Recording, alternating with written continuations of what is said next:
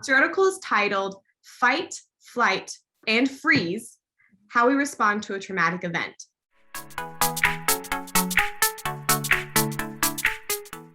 So what inspired you to even write this article? Yeah, so I just meet with so many of my trauma clients, and I just hear them say statements like, "Why didn't I fight back?" Or "Why didn't I run away?" And or like you grow up hearing people say things like, "I'm a fighter," or, "I'm a fight, I fight, I run." And I just started really conceptualizing how there's a huge part of this system and just automatic response that's happening in our body that's being missed and not communicated about. Yeah. There's this huge conception that it's like a choice. And that's what I was hearing in my clients was shame because I have a choice in it and I didn't choose the right one. Essentially, I let it happen to me, which is such a false statement. It's inaccurate and it cultivates and breeds shame in us. Yeah. So I just was really passionate about writing this article to kind of start breaking down that shame and bringing awareness to the fact that, it's fight or flight is what we hear, but then there's freeze. It's a whole nother one, and how that kind of plays out as well. Yeah. So when you were writing this article, was it just to people who had experienced trauma, or was it a broader audience that you were envisioning? It's for everyone. It's to help the people who have experienced trauma and they're questioning, why did I respond this way? It's for the people who know others who have experienced trauma and they're trying to help them through that. And it's just for the general public and understanding how we address, any threat, because it doesn't even have to be trauma. Anything that we perceive as a threat to ourselves, our body automatically activates this system within us. Okay. And so it's just helpful for everyone to kind of know and be able to conceptualize this kind of system in our body and to help them understand and break down shame within themselves and help them partner with somebody who is going through it as well.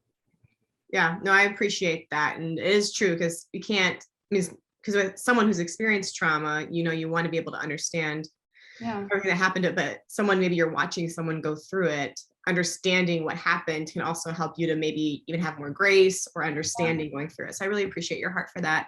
So what exactly is the difference then between fighting, the flight, and then the freeze? Because the freeze is new to me. Yeah, the freeze is new to a lot of people. They don't know that that's even one of the options. But it's pretty much exactly how it sounds like. So when our body perceives this threat, it activates our automatic nervous system. So I think that's the key word too, is automatic.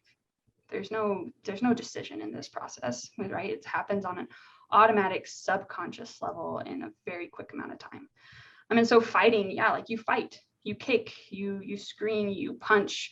That might be what's happening in the moment.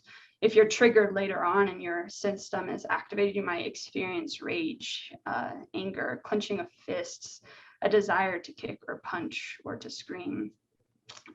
With flight, it's that nervous energy. You might feel restless, I want to run away.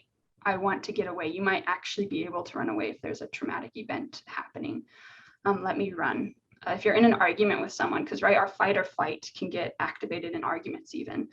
It might be that experience. Let me withdraw. Let me run away. Let me escape. So you might experience anxiety.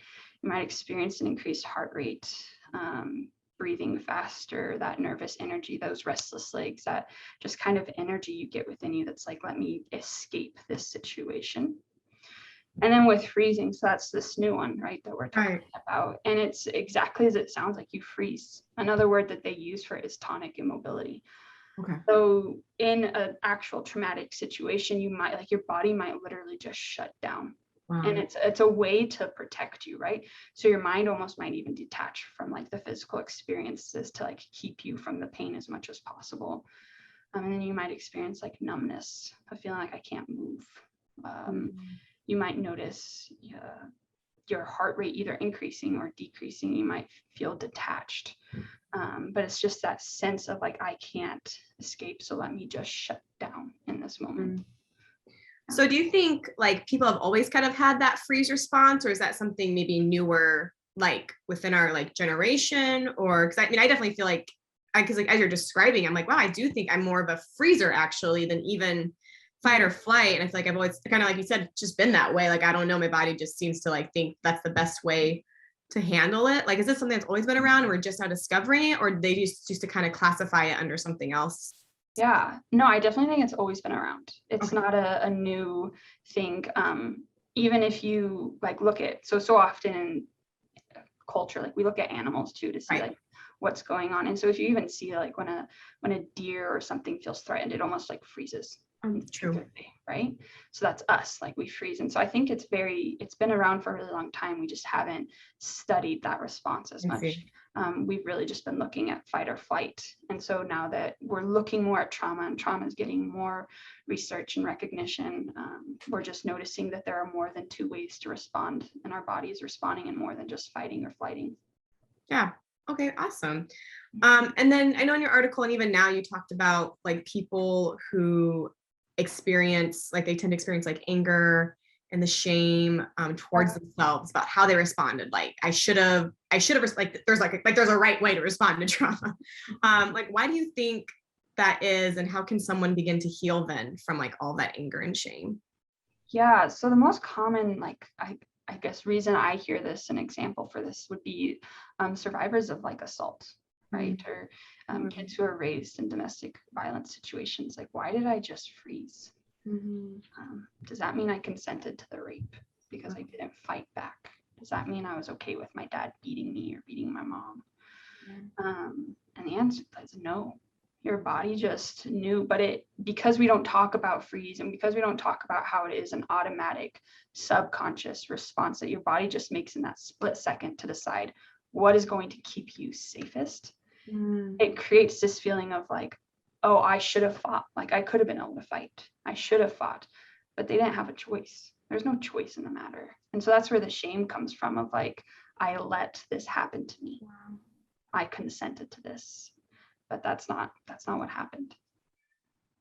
Thank you for bringing clarity to that, because that is so harmful. I think just even after the event to feel like this burden of like performing better, when kind of what you talked about is it's automatic. Like there isn't a way to like it's your brain responded, and it's just how it's wired, and there's not like it was a wired better, or like I know in your article you pointed out even like you like your brain kind of maybe calculated that you probably couldn't fight off this person until literally in order to survive you had to freeze. And so I think pulling away that shame sounds like I really appreciate like just pointing that out, that it is automatic and it does not equal consent at all.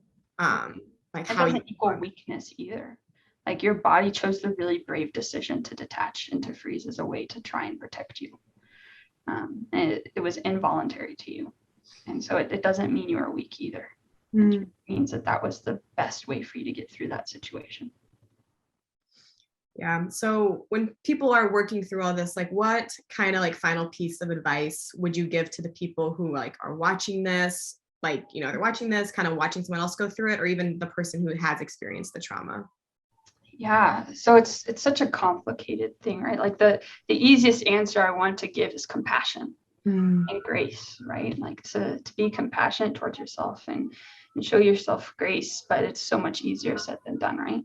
Cognitively in our brains, we can understand maybe that you didn't want that to happen, but there's this emotional component, like the head and the heart complex, they're not on the same page.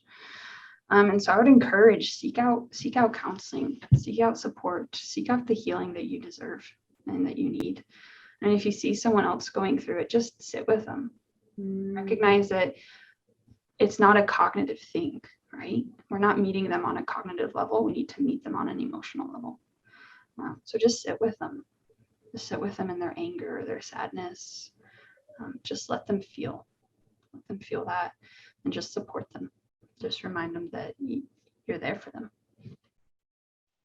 That makes sense. Yeah. Thank you so much for even taking the time to like dive into that, because I just feel like, I don't know, for me, I like felt it's just so emotional thinking that people are just walking around just with so much shame and anger, feeling like responsible for something that they didn't make the choice for that to happen when it was their body's response. So I just really appreciate that and your heart to destigmatize. Even kind of what you talked about, like it's amazing that it's taken, I feel like obviously trauma has been happening for a long time, but it's clearly just taken so much.